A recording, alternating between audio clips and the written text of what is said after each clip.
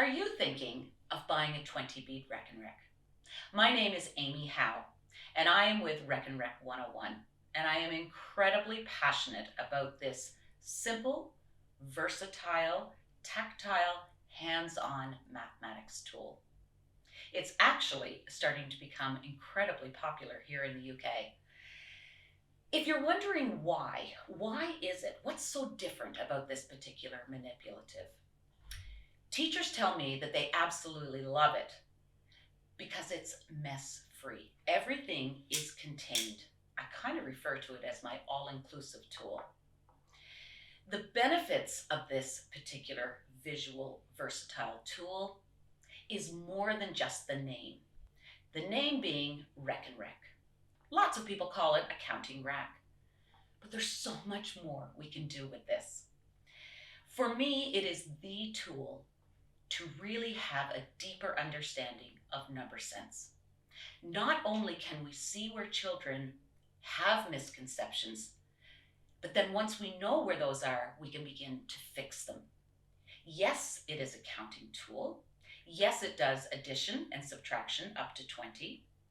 Yes, it is something that we can subitize because of the 5-ness of 5 and the 10-ness of 10.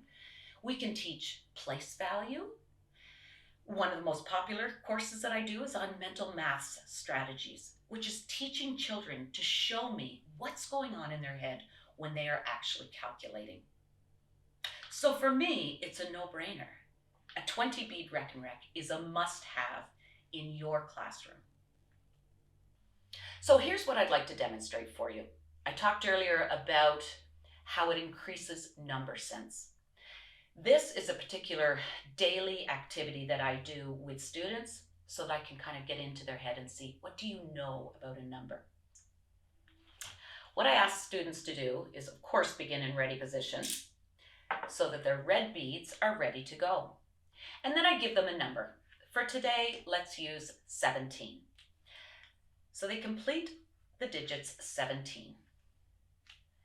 Then I say, I'd like you to build 17. And of course, I'm observing, how is it that they're building it?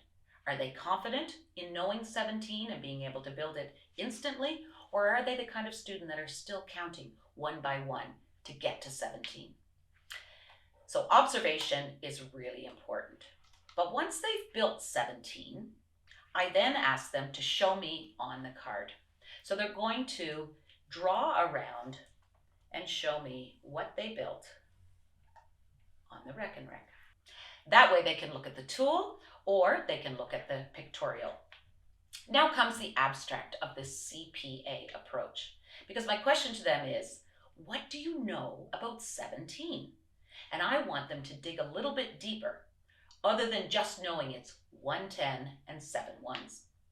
But obviously, they can see that fact instantly. It is 1 row of 10 and 7 beads. So they may write down on here, 10 plus 7 is equal to 17. But what else do they know about 17? And I ask them again to refer to the Rekenrek. Here we can clearly see that because of the groupings of 5, that there are 3 groups of 5 and 2 more, which equal 17. They may actually take a look at the beads that we haven't used, which are really important on a Rekenrek. They know there are 20 beads altogether. We've got 3 here that we haven't used. So 20 subtract 3 is equal to 17. We can also think of that as an addition sentence. 17 plus 3 is equal to 20. What else do they know? You may have children that say, well, I know it's greater than 15.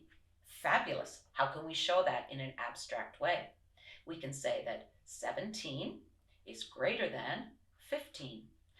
Again, I encourage them to use symbols and words and digits. And so if a child says it is 10 plus 7, that's absolutely fine. It's whatever they know. But what you're starting to see is that children are thinking more deeply about 17 rather than just place value, which guaranteed is very important, but it's also about flexible partitioning. So daily number sense cards, using a Rekenrek. Very powerful tool.